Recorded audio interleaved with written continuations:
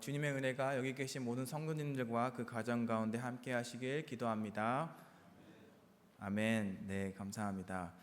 벌써 5월이 지나가고 있습니다. 날짜로 계산해 보니까 오늘이 5월 마지막 토요일은 아니고 내일이 마지막 주일이더라고요. 다음 주가 또 2월 첫째 주이더라고요. 프레즌의 여름이 왔네요. 제가 미네소타주 미니애폴리스에 약 7일 동안 컨퍼런스를 다녀왔습니다. 거기 있을 때 날씨가 굉장히 춥더라고요. 한 50도 낮에 그래가지고 얇은 옷을 입고 가가지고 호텔에만 거의 있었습니다. 너무 추워가지고요. 그런데 이제 딱 떠나려고 어제 돌아왔는데 어제 갑자기 날씨가 좋아져가지고 좋은 날씨를 보면서 비행기를 타고 돌아왔습니다. 그런데 프레즈노에 와서 딱 느끼는 게 덥다 였습니다. 여름이 벌써 날씨가 된 것 같습니다. 물론 호텔에 머물러 가지고 아주 불편한 점은 없었지만 그 집을 떠난 마음이 좀 힘들고, 제가 호텔에서 잠을 잘 못 자는 편이기도 하고 왔다 갔다에 2시간 정도의 시차로 좀 힘들었던 것 같습니다. 그런데 이렇게 돌아오려고 생각해 보니까 돌아갈 곳이 있다는 것이 얼마나 좋은 것인지 새삼 한번 느끼는 시간이었습니다. 오늘 본문에 돌아온 탕자의 내용 중에 이런 본문이 나오죠. 돈을 다 탕진하고 이제 돼지 주염 열매조차도 먹지 못했을 때 아버지한테 돌아갈 수 있을까라는 그런 고민이 들었을 때, 그리고 그렇게 결정했을 때 아버지가 자신을 받아줄지 안 줄지 모르겠지만 그래도 최악의 상황에서 하인이라도 돼서 그곳에서 먹고 살아야 되겠다. 그 최악의 궁지에 몰렸을 때 아버지가 생각이 나고 돌아갈 수 있었다는 것이 그 아들에게는, 둘째 아들에게는 어쩌면 축복이었던 것 같습니다. 오늘 제목을 제가 잃은 아들을 되찾은 아버지 비유라고 했는데요. 예전에 제가 자라면서 교회에서 이렇게 말씀을 듣고 설교를 들을 때는 대부분의 설교 제목이 돌아온 탕자의 비유 있었습니다. 맞죠? 여러분도 그렇게 많이 들으셨죠? 제목을 비교해 보면 지금까지 우리가 이 본문을 읽었을 때는 초점이 돌아온 탕자에 있었던 것 같습니다. 그런데 오늘은 초점을 조금 바꾸어서 잃은 아들을 되찾은 아버지의 비유, 그러니까 그 아버지에 대해서 한번 같이 말씀을 나누어 볼까 합니다. 본문에 들어가기 전에 간략하게 누가복음에 대해서 말씀을 드리면, 누가복음의 기록자는 여러분도 아다시피 의사 누가로 보통 알려져 있고, 누가는 누가복음과 사도행전을 쓴 인물로 알려져 있습니다.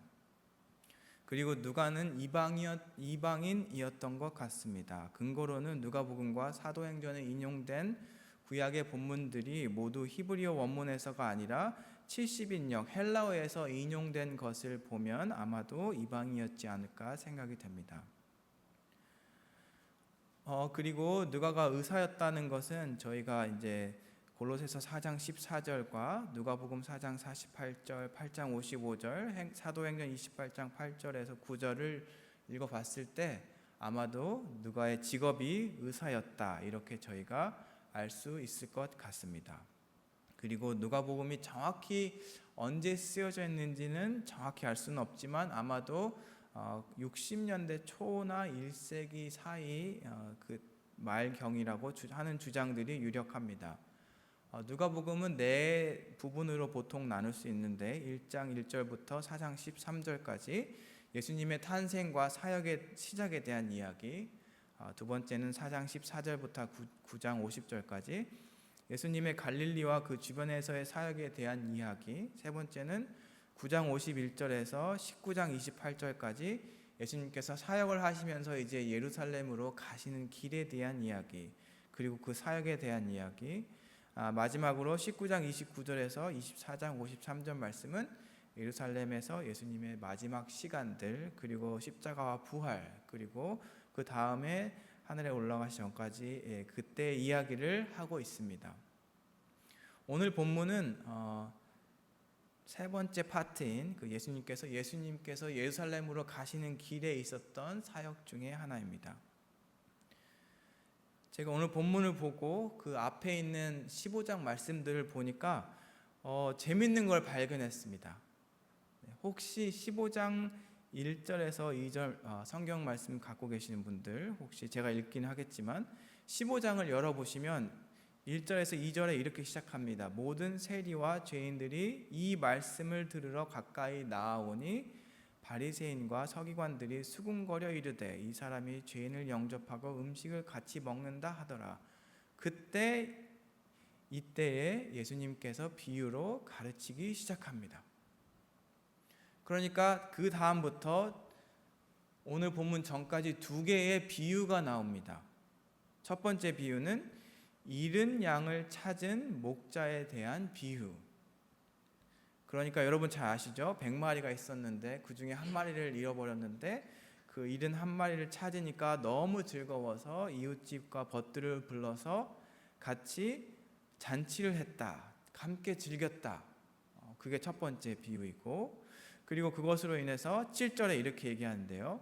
이와 같이 죄인 한 사람이 회개하면 하늘에서는 회개할 것 없는 의인 99으로 말미암아 기뻐하는 것보다 더하리라. 그러니까 잃은 양 한 마리를 찾았을 때 그 기쁨에 대해서 이야기하고 있습니다. 그러니까 이 초점이 어디 있는가를 비슷하게 저희가 볼 수 있는데, 초점이 목자가 잃어버린 양을 찾아서 정말 기뻐하고 즐거워하고 있다, 이렇게 저희가 해석할 수 있겠죠. 두 번째 비유도 비슷합니다. 어떤 여자가 10드라크마, 드라크마는 그 당시에 그 노동자 하루 임금이라고 할 수 있겠는데요.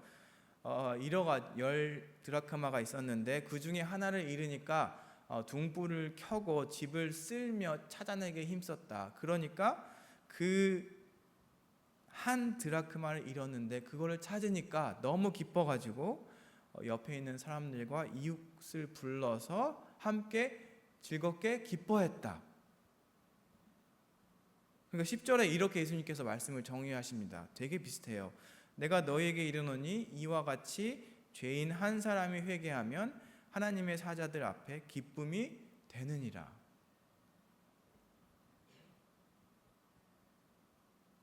그러니까 여기 두 번의 비유에서는 뭔가 하나를 잃었습니다. 한 양을 잃거나 한 드라크마를 잃었습니다. 그리고 나서 그거를 찾게 됩니다. 그러니까 찾아서 너무 기쁘다. 한 영혼을 다시 찾게 돼서 너무 기쁘다. 이런 패턴으로 반복되어 있습니다. 그런데 오늘 본문은 약간 다릅니다. 오늘 본문은 단 한 한 마리의 양 아니면 한 드라크마를 잃었다를 넘어서서 관계에 대해서 말하고 있습니다. 여러분 내용은 잘 아시죠? 그러니까 세 가지 관계에 대해서 말씀하고 있는데, 첫 번째 관계는 아버지와 둘째 아들과의 관계에 대해서 이야기하고 있고, 그 다음에 아버지와 첫째 아들과의 관계에 대해서 나중에 이야기하고 있고, 그리고 첫째 아들과 둘째 아들과의 관계에 대해서 이야기하고 있습니다. 본문 말씀을 다시 한번 보여주시면 11절 12절 말씀에 또 이르시되 어떤 사람에게 두 아들이 있는데, 그러니까 아들이 둘이 있다는 거죠. 그런데 등장하는 사람이 둘째가 아버지에게 말합니다. 재산을 나눠주십시오. 여러분 같으면 어떠시겠습니까? 여러분의 자녀가 아버지, 부모님, 저에게 재산을 나눠주십시오. 어떠시겠습니까? 선뜻 나눠서 주시겠습니까? 안 그러시겠죠? 네. 이제 내가 죽은 다음에 이렇게 하게 변호사를 통해서 뭐 트러스트 세팅이나 뭐 유언장이나 등등등등을 하시겠죠. 저는 여기 읽으면서 제가 아버지였으면 저도 안 나눠줬을 것 같은데 이 아버지는 나눠줬습니다. 나중에 이쪽 스토리를 이해해보면 굉장히 재산이 많았던 것 같습니다. 그렇죠? 아들이 돌아왔다고 살찐 송아지를 바로 잡을 수 있을 정도의 재산을 갖고 있었으니까요. 아버지가 과연 아들이 재산을 가지고 떠났다는 것을 예상을 할 수 있었을까 없었을까 정확히 모르겠습니다. 그렇지만 이렇게 재산을 나눌 수 있다는 게 참 쉽지 않았다는 것은 저희가 어느 정도 생각할 수 있겠습니다. 그리고 사건이 터지죠. 둘째가 재산을 받자마자 얼마 되지 않아서 집을 떠납니다. 둘째였으면 저희가 이제 상상을 한번 해보면 둘째가 아버지한테 재산을 나눠 주십시오 했을 때 이미 그 계획을 갖고 있지 않았을까 그런 상상이 들긴 합니다. 그렇죠? 여러분, 둘째 아들이 떠난 이유가 무엇일까요? 떠나게 된 상황은 돈을 받아서 떠나게 된 거죠. 그러니까 자기가 갖고 있는 재산을 아마도 자기 마음대로 사용하고 싶지 않았을까요? 여기서 우리가 한번 고민을 해보면 좋을 것 같습니다. 우리가 하나님을 떠날 가능성이 있을까? 여러분 주변에 혹시 하나님을 떠나신 분들이 있으신가요?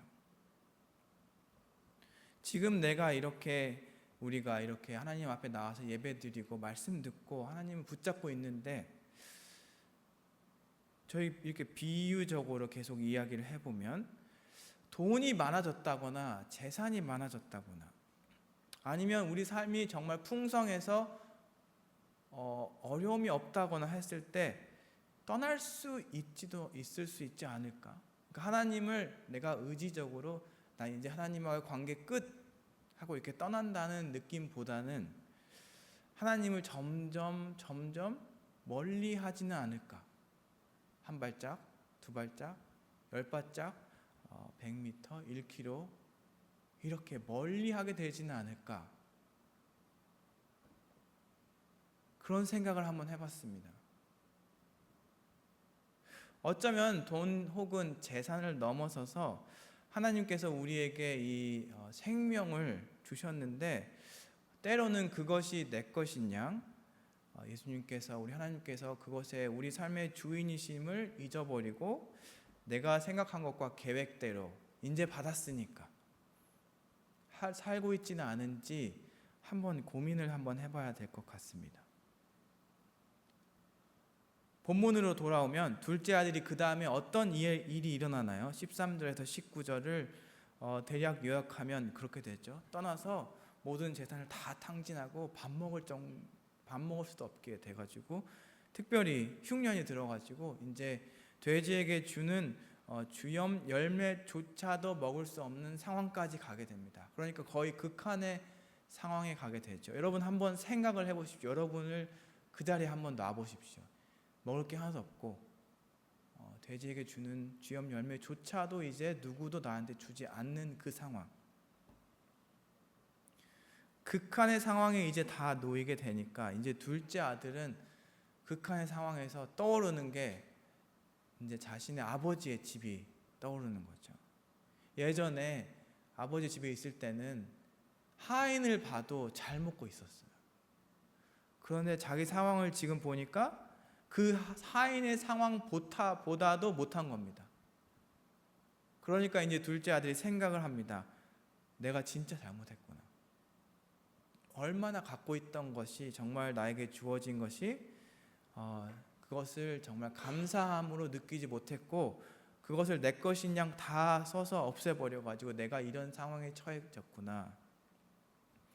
그래서 생각하죠. 고민하고 이제 아버지께로 돌아가서 염치가 없으니까 한국말로 하면 염치가 없으니까 이제는 나를 아들 취급하지 마시고 이제 하인 중에 한 명으로 취급을 하셔서 저에게 밥이라도 주십시오. 이렇게라도 해서 내가 돌아가야 되겠다. 얼마나 다행입니까? 그 아들에게 이런 아버지가 있었다는 것이요. 그리고 얼마나 미련합니까?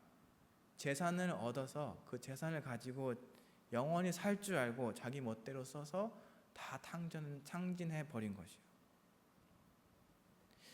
여기서 우리가 엿볼 수 있는 것은 둘째 아들과 아버지의 관계입니다. 본문에서는 정확히 그 관계가 어땠는가를 다루고 있지 않지만 최소한 이렇게 생각해 볼 수는 있습니다. 그 둘째 아들이 최악의 경우에 다다랐을 때에 생각이 난 게 아버지였다 라는 것이죠. 여러분, 우리가 부모로서 한번 고민을 해봐야 될 상황이 있는 것 같습니다. 우리 자녀들이 그들이 어려울 때 생각나는 사람이 누구인가? 최악에 딱 다다랐을 때 누구를 생각하나? 그게 부모면 좋겠죠. 인간적으로요. 우리 부모.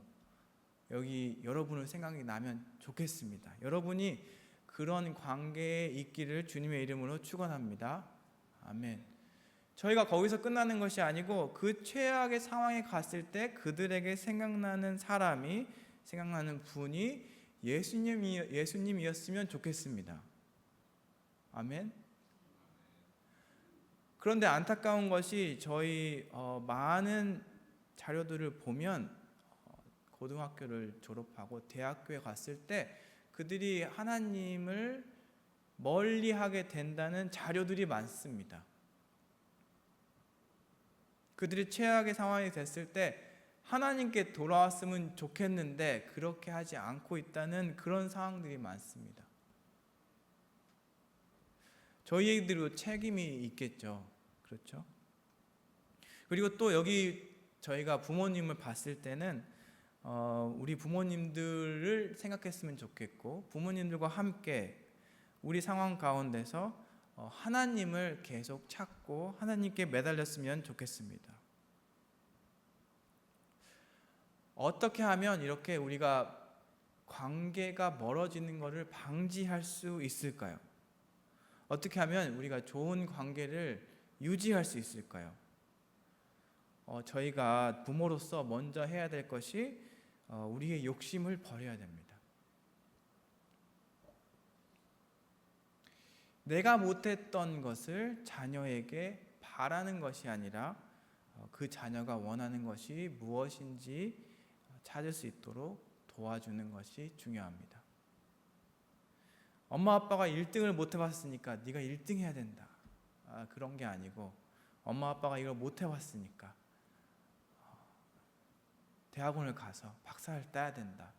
이런 것들이 아니고, 정말 그들이 무엇을 원하는지 옆에서 풀리 우리가 서포트할 수 있는 것. 그러기 위해서는 우리의 욕심을 먼저 내려놔야 됩니다. 그 욕심이 어디서 오냐면은 우리에게서 오는 거죠. 그리고 우리 자녀들이 점점 성장했을 때, 성인이 됐을 때 그 자녀들을 성인으로 대해야 합니다. 그러니까 우리가 자녀인 것은 맞습니다. 그렇지만 그 자녀도 이제 성인인 게 맞습니다. 그러니까 갓난아기처럼 누리눈에 보일지는 모르겠지만 그런 갓난아기가 아니고 성인으로서 그들을 대하고 그들을 존중하고 그들이 결정하고 하는 것에 우리가 같이 도와주고 해야 될 것 같습니다. 자, 본문으로 돌아오면 이렇게 둘째 아들이 아버지께로 돌아왔을 때의 아버지의 반응이 20절에서 24절에 나옵니다. 여긴 다시 한번 같이 읽어보겠습니다. 20절에서 24절. 이에 일어나서 아버지께로 돌아가니 아직도 거리가 먼데 아버지가 그를 보고 치근히 여겨 달려가 목을 안고 입을 맞추니 아들이 이르되 아버지, 내가 하늘과 아버지께 죄를 지었사오니 지금부터는 아버지의 아들이라 일컬음을 감당하지 못하겠나이다 하나 아버지의 종들에게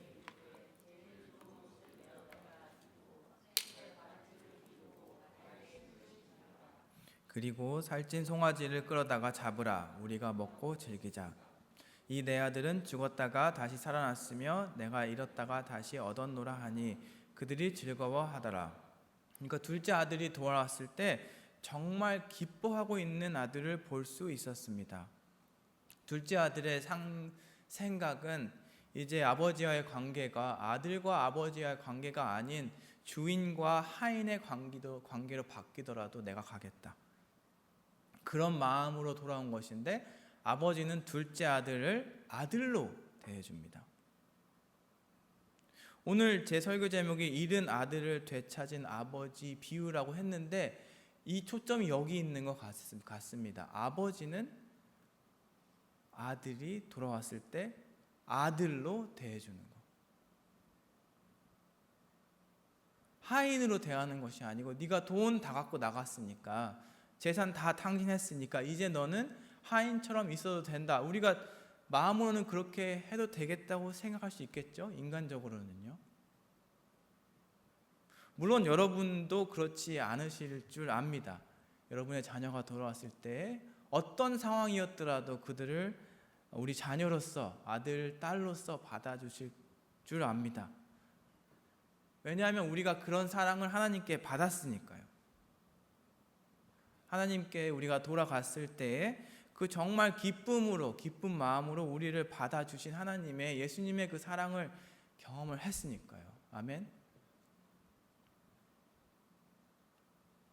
그 앞에 나왔던 그 비유와 비슷한 겁니다. 잃어버렸던 것을 다시 찾았다는 것은 원래 갖고 있었다.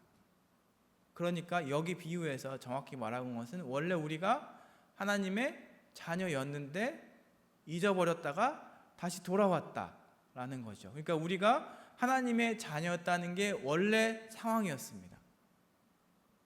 그러다가 우리가 나갔다가 다시 돌아왔을 때 하나님은 그 자리에서 우리를 다시 자녀로 오늘 본문에서는 둘째 아들을 하인이 아니라 아들로 다시 받아주신다 라는 거죠. 그리고 거기서 끝나는 것이 아니고 기뻐하신다는 겁니다. 이 왼수가 돌아와서 때리고 막 이렇게 하는 게 아니고 기뻐하시는 거죠. 그러니까 잔치를 열 정도로 그 마음이 기뻤다는 겁니다. 그러니까 하나님의 사랑은 정말 어떻게 저희가 이해할 수도 없고 어쩌면 정말 우리의 사랑의 차원을 넘는 사랑이라는 걸 저희가 여기서 다시 한번 알 수 있는 거죠. 논리적으로 그리고 우리가 경제적으로 모든 걸 다 감안했을 때 이렇게까지 기뻐할 수 있을까? 아마 인간적으로는 잘 못할 것 같은데 우리 하나님은 그거를 뛰어넘어서 우리 자녀인 우리가 다시 돌아갔을 때 언제나 멀리서도 알아보시고 기뻐하신다는 것을, 그렇게 우리를 계속 사랑하신다는 것을 알 수 있습니다. 아멘. 그런데 이제 첫째 아들의 상황을 저희가 봐야 될 것 같습니다. 첫째 아들의 상황이 25절에서 27절에 나오는데 맏아들은 밭에 있다가 돌아와 집에 가까이 왔을 때 풍악과 춤추는 소리를 듣고 한 종을 불러다가 무슨 일이냐 물어봤더니 당신의 동생이 돌아왔는데 아버지가 정말 기뻐하면서 살찐 송아지를 잡아가지고 잔치를 하고 있다. 그러니까 아들이 여기서 정확히 나오죠. 28절에 그가 노하여 들어가고자 하지 아니하거늘. 아들이 굉장히 화가 났습니다. 여러분, 그 첫째 아들이 왜 화가 났을까요?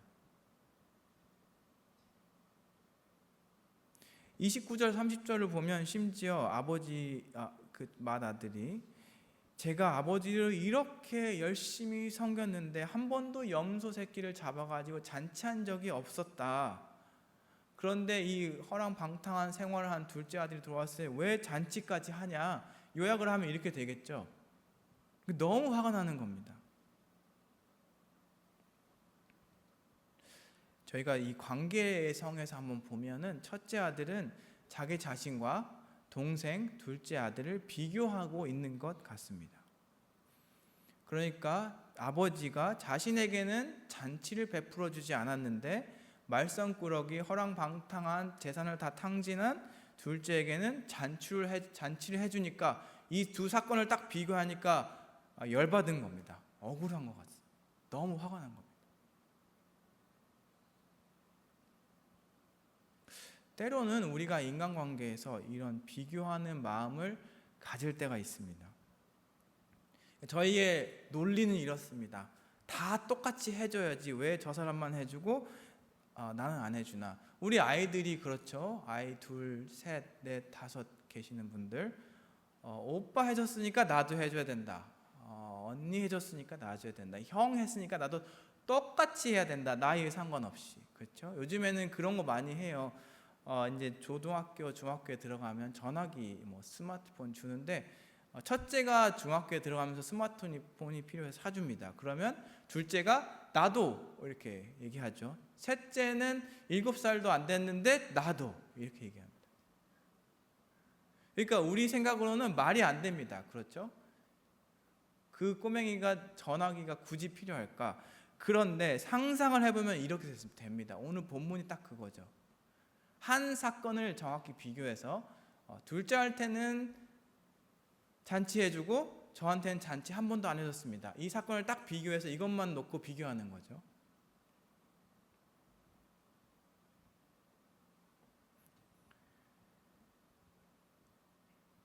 한번 상상을 해봤습니다. 이 잔치가 끝나고 아버지는 둘째 아들한테 어떻게 했을까?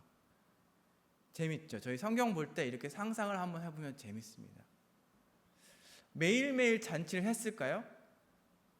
매일매일 잔치했을 것 같지는 않습니다. 잔치를 해서 이 둘째 아들을 받아주고 다시 돌아온 걸 기뻐하고 함께 나눈 다음에 어떻게 했을까요? 아마 배가 고프고 줄였으니까 잘 먹고 회복하도록 도와줬을 것 같습니다. 아버지가요. 그리고 나서 어떻게 했을까요? 이제 너는 아무 일도 안 해도 돼 이렇게 했을까요? 그냥 놀고 먹고 놀아 이랬을까요? 그렇게 했을 것 같지 않습니다.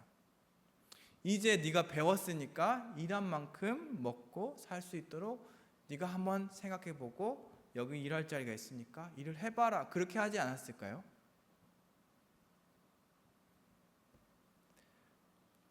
아버지는 첫째 아들에게 정확히 이야기합니다. 첫째 아들이 갖고 있었던 걸요. 지금까지 누렸던 걸요.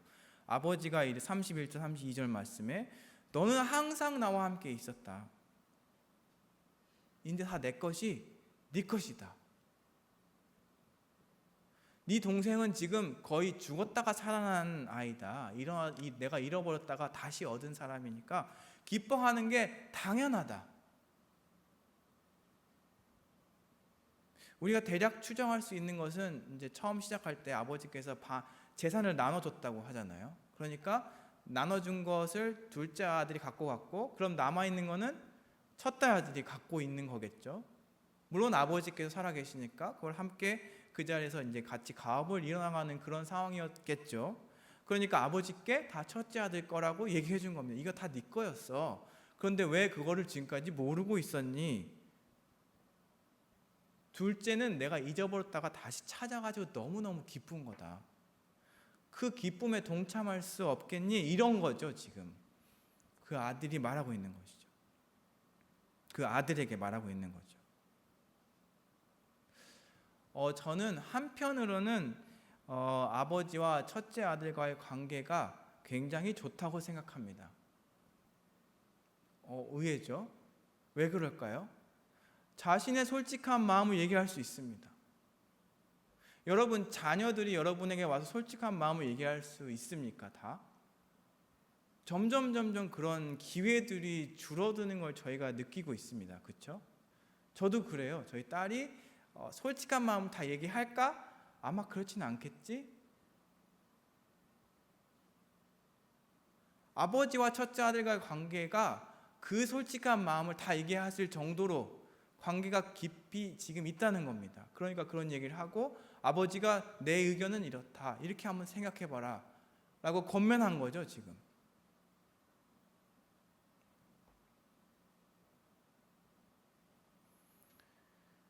첫 번째로 우리가 여기서 생각해 봐야 될 것은 우리가 하나님의 자녀로서 때로는 우리가 첫째 아들처럼 나 자신과 다른 이들을 비교하고 있지는 않나 생각해 봐야 될 것 같습니다. 우리가 교회에서 한 형제 자매라고 주님의 형제 자매라고 주님 안에서 하나님을 섬기는 사람이라고 우리가 교인들이라고 얘기를 하는데 때로는 다른 이들을 보고 이 사람한테는 이런 좋은 일이 일어났네? 근데 나는 왜 안 해주시지? 불만을 갖거나 때로는 화가 날 때가 있습니다.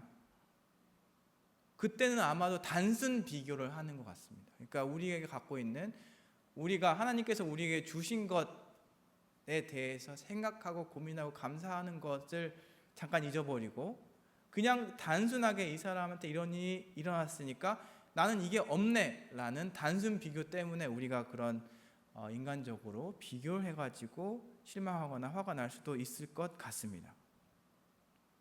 그 부분을 저희가 좀 조심해야 될 것 같습니다. 어떤 이가 예를 들어서 교회에 돌아왔을 때 하나님의 마음으로 함께 축복해 줄 수 있는 것, 내 옆에 있는 사람에게 하나님의 축복이 임했을 때 우리가 정말 하나님의 마음으로 사랑하고 감사하고 같이 기도해 줄 수 있는 것, 그런 걸 저희가 한번 고민해 봐야 될 것 같습니다. 오늘 본문은 우리에게 그럼 어떤 메시지를 주고 있을까요? 우리는 첫째 아들일까요? 둘째 아들일까요? 아마 둘 다 될 수 있겠죠. 먼저 둘째 아들처럼 되지 않기를 원합니다. 아멘. 하나님 옆에 딱 붙어 계시기를 원합니다.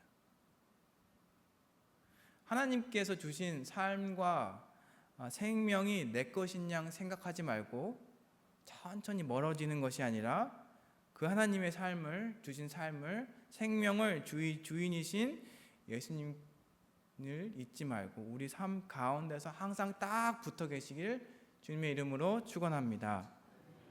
그래서 우리가 항상 우리 삶 가운데에서 하나님으로서의 자녀의 삶이 되기를 주님의 이름으로 축원합니다. 또한 우리 가정에서 우리가 부모로서, 자녀로서 서로 관계가 끊어지지 않기를 주님의 이름으로 축원합니다. 서로 사랑하고 도와주고 나의 욕심을 버리고 내려놓고 서로 다름을 인정하고, 특히 부모님은 자녀를 존중하고 자녀들은 부모님을 존경할 수 있는 그런 주님 안에서의 가정이 되기를 축원합니다. 아멘. 또한 우리는 첫째 아들의 그 상황을 봤을 때 그 첫째 아들이 한 것과는 달리 우리 신앙생활 가운데서 우리 옆에 있는 형제 자매들과 비교하지 말고 서로 인정해주고, 그들이 돌아왔을 때, 그들이 하나님의 축복을 받았을 때에 그들을 축복하고 감사하고 하나님께 협력해서 함께 나가기를 원합니다. 아멘. 특별히 지난달에 저희가 이제 새롭게 목장을 뽑고 새로운 형제 자매들을 그 목장 안에서 함께 만나고 이제 알아가기 시작하고 계시죠. 하나님께서는 우리 각자를 기쁘게 생각하시고 축복하시기 원합니다. 그리고 우리 목장 안에서도 그런 걸 저희가 하나님을 본받아서 서로를 축복하고 감사하고 서로 인정하면서 사랑하는 그런 목장이 되기를 주님의 이름으로 축원합니다. 아멘. 그리고 그것이 더 나아가서 목장에 그치는 것이 아니라 우리 프레즈너 한인 장로교회 전 공동체 안에서 정말 그 우리 안에 일어나는 축복받고 기쁨 받은 것들을 서로 비교하지 말고 정말 기쁨으로 감사로 같이 기도하면서 축복하는 우리 모든 한인 장로교회 성도님 되시기를 주님의 이름으로 기도합니다. 아멘. 우리 같이 찬양하시면서 같이 기도하겠습니다. 주품에 같이 찬양하겠습니다.